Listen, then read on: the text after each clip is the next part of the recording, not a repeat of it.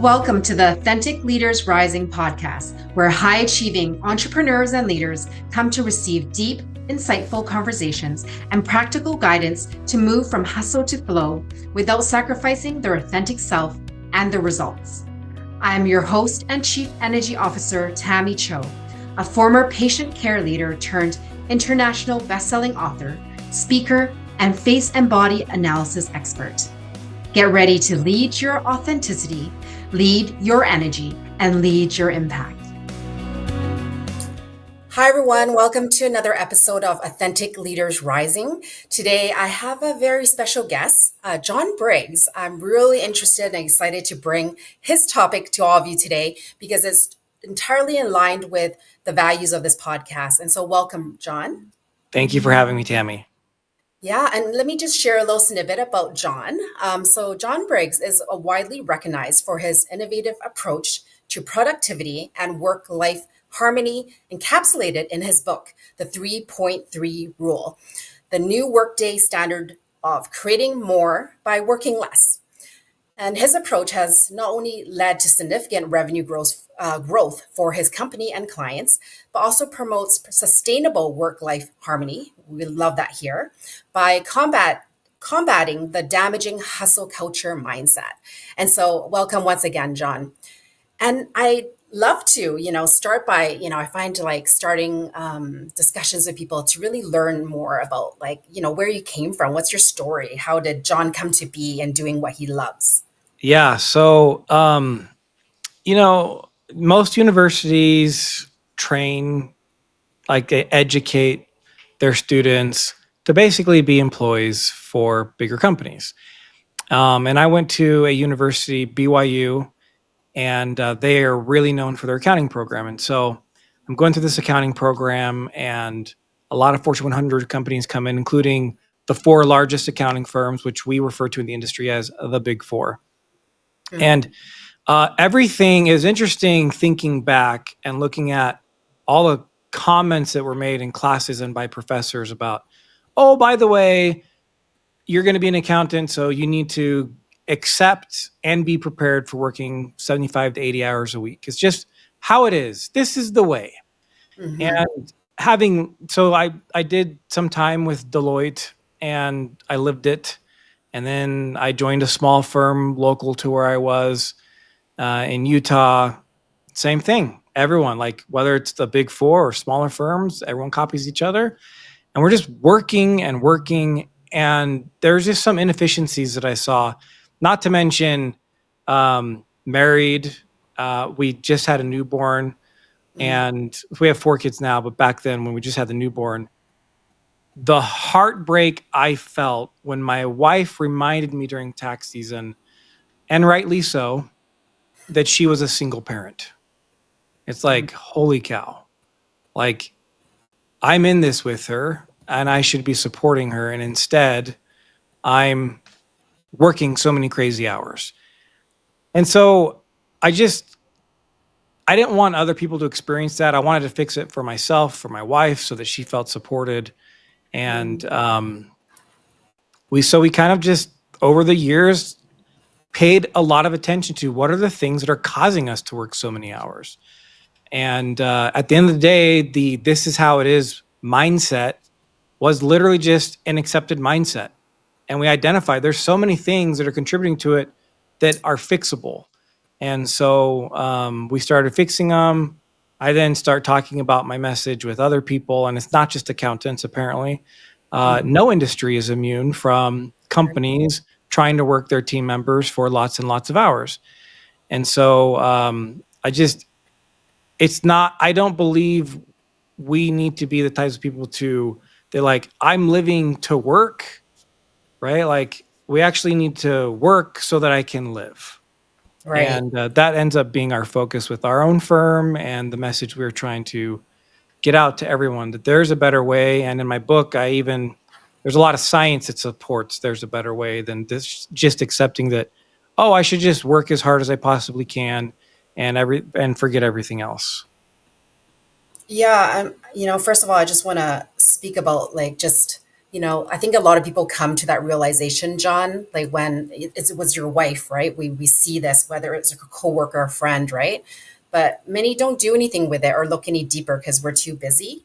And so I just want to really commend you for that. Like, because obviously you were meant to birth this book into the world for a reason and really change lives like this.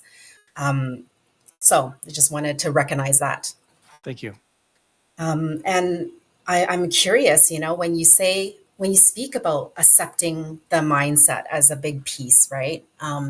For myself, like, yeah, definitely there is this mindset piece. And so I'm curious, like what I see working, with some of my clients is sometimes it's like, even though they know it, it seems like there's a place where they struggle to let themselves do it. And so I'm curious, does that happen for you in the people that you work with? You know, not anymore, but 100%. Like I saw that in my career getting up to where I am now. Like it's just so hard. So there's a funny little analogy that I heard, and it's about a little girl, and she's in the kitchen. There's a family gathering, and they're making pot roast. And so her mom cuts off the end of the pot roast and puts it in the oven. And the little girl, she's at the age where she's just super curious. I have a 10-year-old who won't stop talking, so I'm guessing this little girl was around 10, right? And she asked the mom, "Why did you cut out the ends of the pot roast?" The mom paused and actually she thought about it, and she actually didn't know. Well, it's a family gathering, so her mom is there, so she asked her mom, the grandma, and the grandma also paused and thought about it, and she also didn't know.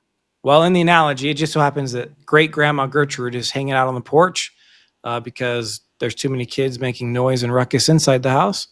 So the little girl walks up and goes, "Granny Gertrude, I'm curious. How come you taught everyone to cut the ends of the pot roast off, and now then your daughter did it, and now my mom's doing it?" And without hesitation, the grandma responds, "My pot roast pan was too small." Sometimes we carry things over generation to generation without even realizing what the reason was it was started in the first place. And I think this mindset, I mean, I know that this mindset of working all these hours comes from a place where people don't even realize how we got here. Mhm. And so it's really hard if you're the only one who's kind of feeling like, wow, these hours, I don't know if this is sustainable. And man, I feel like maybe I'm being asked to do too much, or there's too much work on my plate. I wish they'd hire more people, or whatever it may be. And you just feel like maybe you're the only one thinking about that. I'm not going to get political here, but if we realize in the world, the majority of the people are actually kind of in the middle, and the media outlets that share all the political news with us are on the far extremes. But we're so afraid of being like ridiculed and just what I don't gaslighted, however they say it these days, by the extremes, that the majority is the silent majority now. And like we're so afraid because of so much extreme going on. And I don't think that's any different when it comes to the unconscionable work hours that a lot of companies are asking people to do. And honestly, I remember when I just started off, I was the company that was asking myself to do unconscionable work hours because I didn't know better. Because I just thought, like, man, how do I get ahead? Well, I just need to put more time in instead of realizing there's better ways for me to get ahead without having to work so many hours. Yeah, and like how many hours like was it? Like, I know we're focused on climbing the ladder, so to speak, because a lot of my audience came from corporate, and although there's length, they may have left for many years versus a shorter amount of years, they still bring this mindset into entrepreneurship that they need to continue this cycle, right? Right. And and it's like, and I know we get it at some level, but I like the story you just painted with, like, I could think of so many examples in my head why I started doing something, and then and I asked my grandma, it was like something that didn't even make sense. I don't know. And so yeah, it's a really important question to ask ourselves. So I'm curious, like John, in the client with the clients that you work with. Well, first of all, who do you work with, and what does that start to paint like for them? Like how many hours are they working, and what happens once you invite them to something different? Yeah, we work. I mean, we're really not, especially with this concept of burnout and the 3.3 rule, which my book is about. We're kind of across the board with a lot of different industries. Okay. I mean, there are different industries, but definitely I would say service providers are the bulk of Okay. those people, whether they're coaches, consultants, but like definitely different industries. Okay. Um, yeah, so that's who we work with. What was the other question? Sorry. Yeah, I realize I just threw three questions at you. And so let me just break that down into three steps. So yeah, thank you. That's a wide range because everyone needs support with financial services for sure. But like what's the, I guess, common theme then with these service providers? Like what are the challenges? Yes, you're working with them with one thing, but obviously your company holds a passion for something else. And so, what are some of the challenges you're seeing? Highlight just so that people can identify and really deepen this within themselves. You know what I mean, John? Yeah. So, I mean, I wrote the book. I hate referencing it. I'm not trying to push it, guys. Like, it's just who I am. It's everything that I learned. But we kind of narrowed down the common challenges that people are having into 11 different root causes for businesses, because there isn't one single thing that we've come across. Um, as some examples, you know, one of the reasons we might work a lot is because we just need to make more money, whether that's a need or really a want, it doesn't matter. It's Hmm. still a drive that people have. It's like, I want to improve my lifestyle, or based on my lifestyle, I feel like I need to be able to support it. And therefore, I need money to do that. And so that could be a combination of they're underpricing their client for the service the value they're creating for their clients. And because they're underpriced, they need more clients, which usually require more hours. It could be they have the margins are fine, but they don't know how to hire. And so they've hired some people to help, but those people aren't really working out very well. And so now they're basically doing someone else's job that they're paying their employee to do, because the person's not doing it well. But as the entrepreneur, you're so busy that a lot of them don't take time to stop and train. And therefore, that's another reason. Is there Mm, proper training in place? Does the blame really fall on me as the entrepreneur for not giving them all the tools to be successful? Or have I given them a good plan and they're not doing it? Therefore, I know that it's the person, not the system. Um, Cash flow management's another thing. I'm a CPA, so I'm a huge fan of cash flow management, and we follow the profit first system. If you've heard of that, it's a book by Mike Michalowicz. Big fan of that. And sometimes we just simply, as businesses grow, if we don't pay attention, sometimes our expenses increase at the same pace, if not faster, than our income increases, mhm, just because we're so busy with the sales and serving the client that we've stopped to think about the health of the business. I mean, I mhm, am not a fan of the Inc. 500. It glorifies revenue growth and just revenue growth and only revenue growth. When at the end of the day, it really is, what are you keeping as the entrepreneur? That's the most important. As an example, we work with lots of gym owners, okay. and we had one client, one location. They were doing about $500,000 in revenue, and the owner's take home was about 200,000. Another client had 5 locations doing a couple $1 million in revenue. Also, their take home was 200 million, or sorry, Mm, 200,000. okay. And so if you think about, man, you're managing 5 locations, all those different team members versus one location, most people think like, I want the business that does 2 million in revenue because that's sexier. Mhm, But the reality is your lifestyle and your stress level and the work life harmony element is actually better for the guy who has the one location.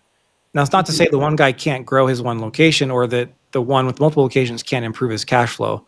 But anyways, that's just a long rambling answer. There's so many different things that can get in the way of why we are working too many hours, and mhm, our mantra is kind of like in the book, we call it the 3.3 system. do a baseline test, and it'll highlight what's your lowest hanging fruit of those 11 items.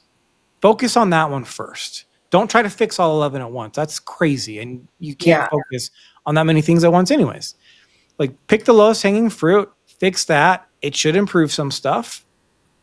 And then once that's improved, go back, do the baseline again, pick the next lowest hanging fruit. And over time, as you just kind of chip away at this, people realize, wow, my work life harmony is so much stronger now than it was. Yeah, I like what you said. Like with the Inc. 500, being, really a measuring stick that, people shouldn't be using. Our environment definitely, if we let it, it definitely runs the show. And to really be careful what we're using as that measuring stick within ourselves.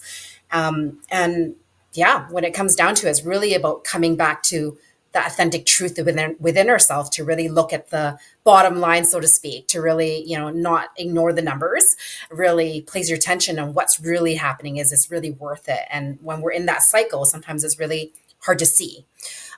So I'd love to dive in a little bit. What is exactly, let's go into the meat of it, the 3.3 rule. What does Uh-huh. that mean? Yeah.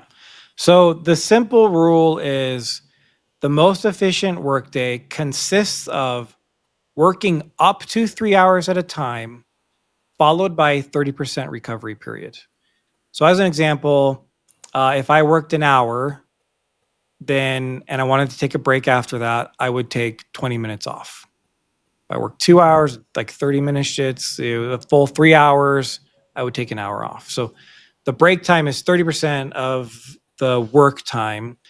There's a lot of science that backs that, which is how we came up with it. The first one starts with the survey done in the UK. They found that the average productivity that a worker is providing their company is 2 hours and 53 minutes a day on a normal 8 hour plus shift. Two Wow. hours and 53 minutes is what they do. And then the rest of the time, which is more than 50% of the time, they are not being productive. And that makes sense to me. When I saw the data, I'm like, totally makes sense. If I sat down at 9 o'clock in the morning and it's like, I'm going to be here till 5, I'm going to sit here and I'm working till 5. That sounds exhausting. Just thinking about it. Hmm. No one can stay focused that long. And in fact, the Princeton Neuro Institute did a study and shows that your brain goes from a cycle, an automatic cycle of focus to distractibility to focus to distractibility. It's a natural cycle. And if I've learned anything in life, which I have a lot to learn still, but um, if it's a natural cycle, we aren't going to be able to stop that.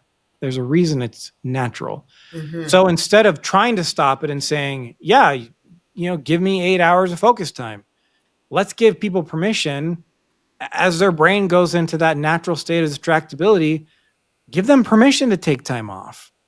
Because what we found is by doing that, uh, they get rid of the guilt that comes along with this idea that because no one can do it, no one can be focused for 8 hours straight. It's impossible. Hmm. Like, wow, I'm working here. I can't be focused. I feel like I'm letting the team down. I feel like I'm letting my employer down, but I just can't. And like, so then therefore, oh, what's that?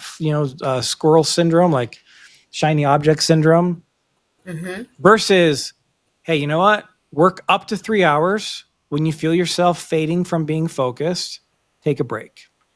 And when you take that break, don't do anything work related.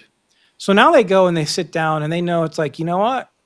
I'm going to be focused for an hour to 3 hours or, something like that, depending on the tasks they're doing and their feeling about that task. It's like, okay, I can totally be like gung ho, head down, like hustle culture. I can hustle for that focus time. No problem. Absolutely. Bang it out. And then when you're done, it's like, oh, but I'm going to get a nice little recovery period afterwards. And by allowing them not to do anything during that break, they will come back rejuvenated. Their brain has reset. Their brain was able to rest from focus. And now they come back and they're ready to do another block of focus time versus just, hey, sit down for 8 hours, and studies show, cool, you're getting 2 hours and 53 minutes of productivity out of them. Wow. I mean, it's interesting because like I noticed that within myself, right? Working after a little bit, it's like I'm useless about now. And I need to take a break. And so to have, I mean, not like we need science to tell us what to do because it's really about being connected to ourselves, but it the mind often needs science or something intellectual to make tell us it's okay, if that makes sense, right? That permission piece that you talked about, right? And it's really, yeah, like recognizing when it's guilt, it's emotional, and it may not make sense in service in that moment, right? And so I'm curious, like how does like so the science literally is pointing to this, like so expand on that a little bit more.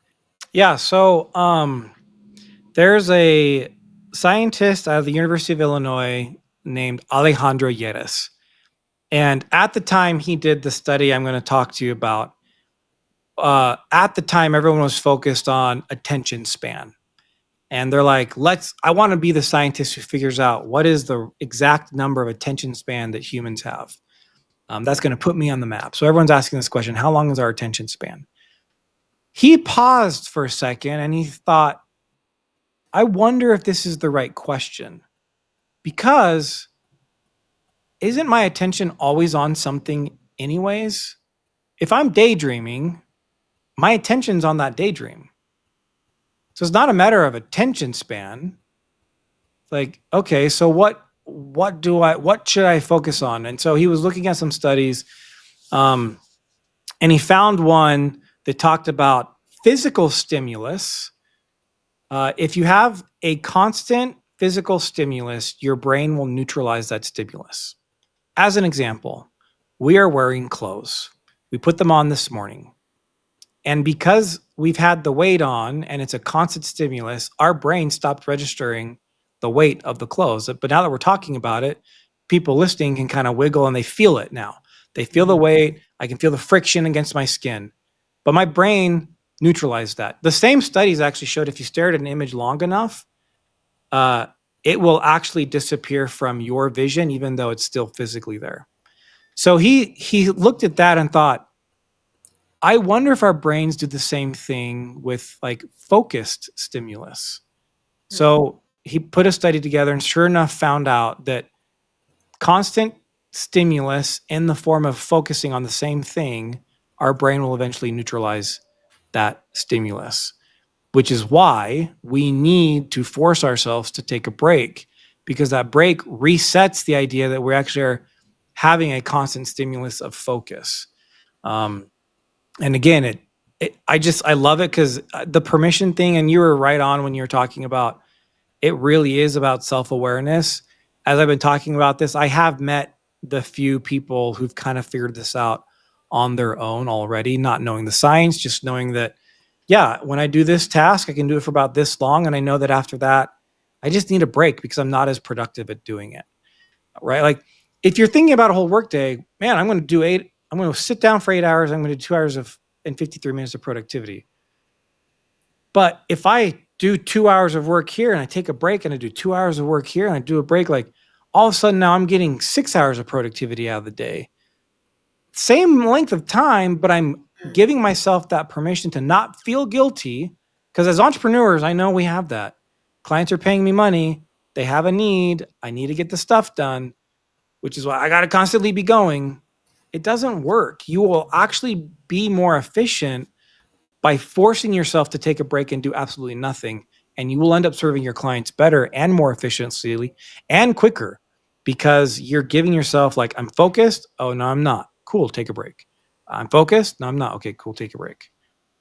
Yeah, it's like what if we just really use that as like, framing it as really like productivity time. I'm doing my productivity time as resting, It's reframing that within ourselves. It's really is stepping into our self-leadership in many ways to first of all recognize that, and it's like I'm serving my clients way better this way, and I'm doing this for not only a client, I'm doing it for my wellness, my business, my team, my family. It just makes so much sense when we reframe it that way. Yeah. And so I really love this. And so, like, tell us, for someone who's starting to apply this rule, is there anything that the research shows it's better to adjust, or literally just dive in and go with what your flow and rhythm that you maybe told yourself it didn't, maybe that moment that we told ourselves it didn't make sense to take a break, and start timing that, like, or just dive right in? Yeah, it really is a dive right in idea. I have people, and I make the challenge, and I'm waiting for someone to take the challenge and prove me wrong. I'm happy to have that conversation if it happens, but I'm like, look, if you're listening to all this and you're like, that's just baloney. It's not a thing. Um, it's not going to work. Then prove me, prove me wrong. Try it. You have to try it out to prove me wrong. So try it. If you're, focus time, however long that was, up to 3 hours, take a break, and then tell me at the end of that day, if you truly did it, were you less productive?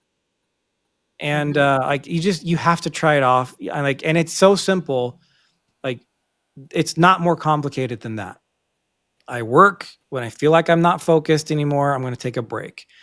If you are going into something and you don't enjoy it, then I would set like I would tell myself mentally, I'm probably not going to be able to focus on this for very long.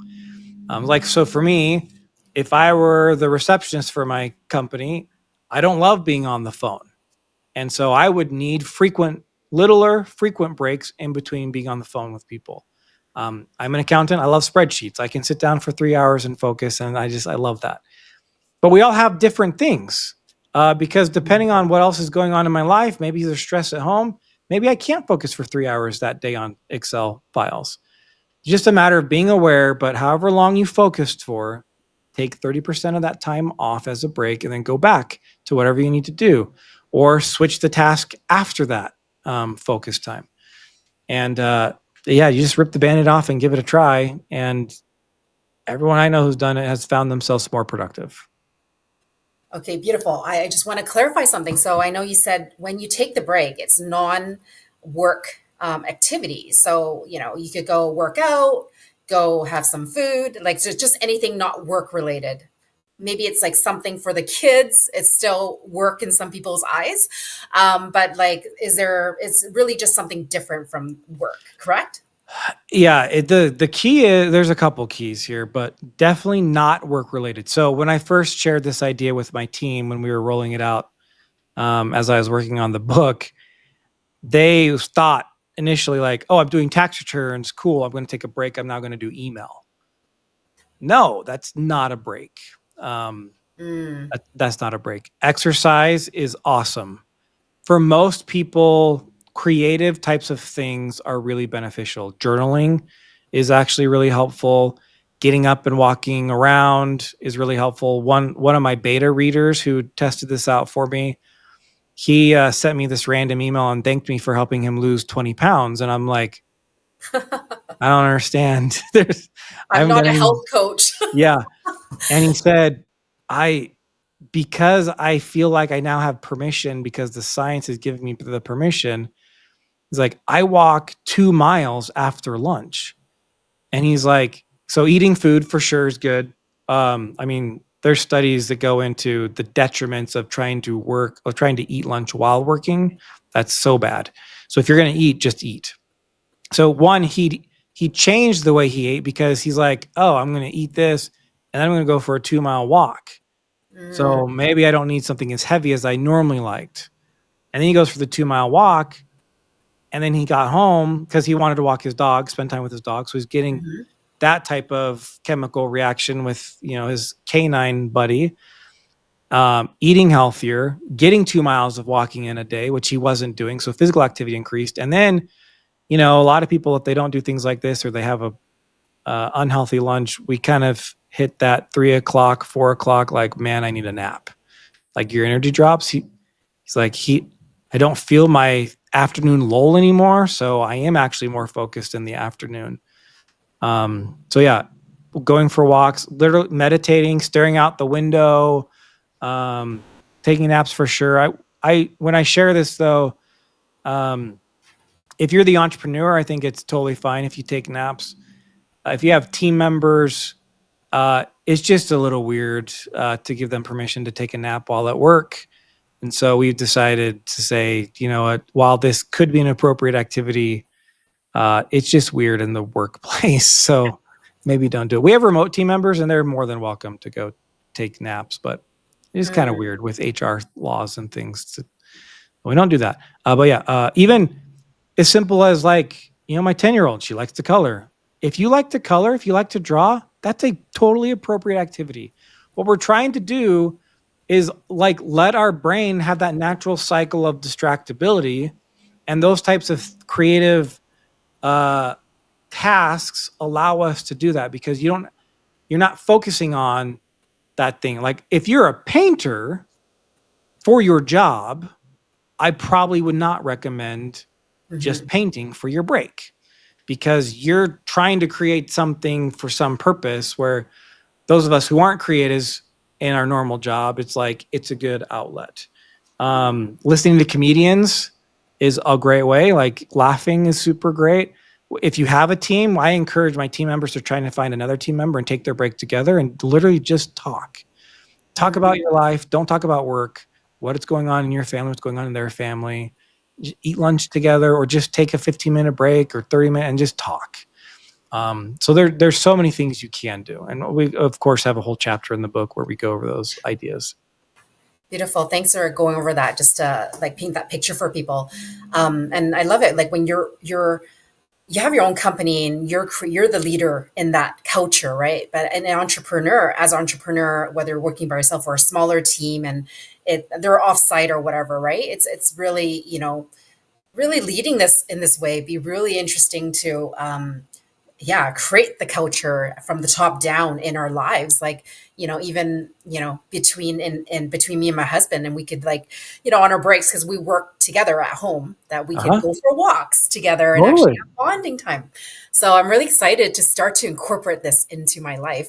And I just wanted to ask you, John, like, so from like, where were you at before and after you applied this? How much productivity did you gain back? I'm just curious. Yeah, I mean, before I even knew that this was a thing, because I have it's disgusting, but as a CPA, in order to get your CPA license in the US, you have to have 2,000 hours worked underneath the CPA. So there was a time in my life that I had to track my hours, even as an entrepreneur type of scenario. And it was bad. It was like 80, 80 hours a week. So, I mean, one week I clocked in 115 was my most. Wow. It was terrible. And at that time, I remember I was scraping by. I was under $1 million in revenue for the firm. Um, it just it was bad. And then once I started seeing some of these things that allowed me to be more efficient, like just taking a break and coming back super focused, it's amazing how much more productivity I ended up getting done. And so we grew from less than 1 million. We'll probably do 20 million this year as a company. I went from one assistant to now 215 team members. Our whole company during tax season averaged 42 hours a week. We have done that the last 3 tax seasons. So we're not quite at 40, which is my aspirational vision. Hmm. But if I'm comparing 42 hours to the 80 hours that other people are working in my industry, Hmm. um, that's twice as good. And in fact, they base their salaries off of the expectation that you're working 2,800 hours in a year versus 2,080 hours is what a 40-hour work week looks like for the year. So for my team members who join me, there are 700 less work hours that we're expecting them to do. And we produce just as much as the other companies do. Wow, that's amazing. Those are like massive shifts. John, again, like I hope you are celebrating that within yourself. That's amazing. I think I did see a post around hitting 200 employees by someone on social media. I remember. Yeah, we hit 200 employees, and my team surprised me with like like a booklet. Everyone shared their thoughts, and some of them even one of our team members who was with me in the early beginnings of the company and ended up wanting to be a stay-at-home mom when she had her first baby. She even put some thoughts in there. Like it was really touching, and all that was possible. Like one, you need team and good people around you, but if we weren't creating a culture that people enjoyed coming to every week to show up and do their job, and then giving them a life outside of the work, like yeah, there was a lot of great comments from people like thanking me for the culture and their work life harmony. It was really touching. Yeah, it's I don't know. I just think it's so beautiful because normally, stereotypical, right? It's generalization that males have this like go go go energy. I mean, that's like same with anyone, but like to hear you, really bring that balance, because of your wife and all these people you work with. Like, I just so commendable. You're definitely a leader in what you do. Yeah, I feel a lot of I don't know. The word that comes up is love and gratitude. So I'm just gonna speak that and yeah, really honor you and what Thank you're you. doing. And what I will just what I feel called to speak to right now is it's definitely like what I see here is like when we have more balance and space actually to receive more in our life, that's when money flows more. Whether that's intellectual in the sense of like I have more work-life balance, but very much this energy of what I speak to anyways is like when we have the space to actually let in more, we could actually bring in more abundance. And so I'm curious, what's your viewpoint on that? 100%. Actually, in the evolution of the book, one of the potential titles was going to be the 80% capacity method, which is this idea that if the hours your team is working with you it equals 100%, don't give them work that's going to cover every second of their work life, Mhm. because we know that things are going to happen, emergencies, things that are unplanned, and you need to give them that space where they have the ability to handle anything that was unforeseen, or really just in this case we obviously changed it to the 3.3 rule because that the science was better and easier to understand that way. But having that white space allows you to receive so many different things. Like in this case, growing a business, you actually need the white space as an entrepreneur to take time with your team. And whatever that time is, sometimes that time is just, I need to nurture the relationship. Sometimes it's specific training. You need to do a better job. Help me. I want to support you, because we're so keen on this idea culturally that the way it is it's 100%, or hustle culture is it's 200%. You got to work 16 hours a day. I don't even have the space if something wants to come in for me to even receive it, because I'm so busy that I'm ignoring it. I mean, it's like if I want it to rain, maybe I should carry an umbrella, right? It's the same idea. Like that white space is kind of the umbrella. Like, let me Mm. be open to things that I don't know that I should be receiving. And if I'm stressed out and I gotta go all the time, you will miss that. And uh, if you have the space in your life, you will actually hear it, which further benefits and improves your life. Yeah, definitely allowing that your earned tuition or guidance to just flow through with much more ease. Yeah, thank you for speaking to that, John. You know, I just, I, yeah, well, I have lots to say, but I feel like we probably should wrap up now. As I'm sure we could do another thing on this, but John, like, if you had a special message, like just tuning back to where you were, right, and what was going through your mind, and what message would you leave with the audience today? Probably two come to mind. One, if statistically you look at the amount of people who are willing to take on the title and role and responsibilities of entrepreneur, it's a small percentage. But the reality is, it's that small percentage of people that provide most of the jobs. And uh, I do like cash. I believe in capitalism. You need profit to stay in business, and you need profit and cash to pay for your life. It's just a simple mathematical formula. Mm-hmm. And so because of entrepreneurs, others who would never take that risk have the opportunity to have a lifestyle thanks to that entrepreneur. One of the biggest realizations I was when, like one of the most touching comments in that book was someone's like, have you ever stopped, John, to pause to think about, like, you're not just providing, like, I'm not just providing for my family, I'm providing for 215 plus people and their family. Mm-hmm. And they're certainly creating value. It's not, it's not like, oh, look at me, I'm better than them. And Yeah. it's, but like,